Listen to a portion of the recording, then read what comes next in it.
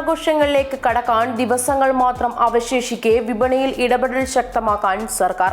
ആവശ്യമായ സാധനങ്ങൾക്ക് വില ഉയരുന്ന സാഹചര്യത്തിൽ സൂപ്പർ സ്പെഷ്യാലിറ്റി ചന്തകൾ അടക്കമുള്ള പദ്ധതികൾ ആരംഭിക്കുന്നതിനുള്ള ഒരുക്കത്തിലാണ് സപ്ലൈകോ. ഇത്തവണ ഓണക്കിറ്റ് ലഭ്യമാകുക മഞ്ഞക്കാട് ഉടമകൾക്കും മറ്റ് അവശ്യ വിഭാഗങ്ങൾക്കുമുള്ളവർക്കായിരിക്കും.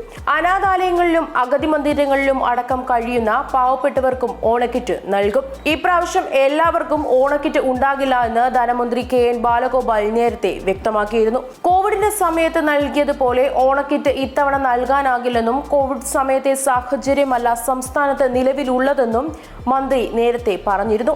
സംസ്ഥാന സർക്കാരിന്റെ ഓണക്കിറ്റ് വിതരണം എന്ന് ആരംഭിക്കുമെന്ന കാര്യത്തിൽ സർക്കാർ വ്യക്തമാക്കിയിട്ടില്ല.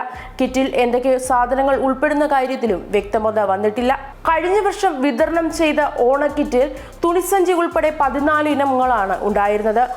ഓണവിപണിയിൽ സജീവമായി ഇടപെടാൻ സപ്ലൈകോ ഇത്തവണ ഉണ്ടാകും. എന്നാൽ ധനമന്ത്രി അനുവദിച്ച തുകയിൽ നിന്ന് സപ്ലൈകോയ്ക്ക് വിപണി ഇടപെടലിൽ ചെലവഴിക്കുക 70 കോടി രൂപ മാത്രമാണ്. ധനവകുപ്പ് അടിയന്തരമായി അനുവദിച്ച 250 കോടി, ബാക്കി തുക നെല്ല് സംഭരണ കുടിശ്ശിക തീർക്കാൻ ചിലവാക്കുക.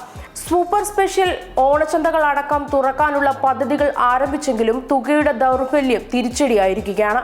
ഓണക്കാലത്ത് സബ്സിഡി നിരക്കിൽ കൂടുതൽ സാധനങ്ങൾ വിതരണം ചെയ്യാനുള്ള ശ്രമമാണ് നടക്കുന്നത്. ഇതിൽ കൂടുതൽ നൽകണമെന്ന ആവശ്യമാണ് ഭക്ഷ്യവകുപ്പ് മുന്നോട്ട് വയ്ക്കുന്നത്.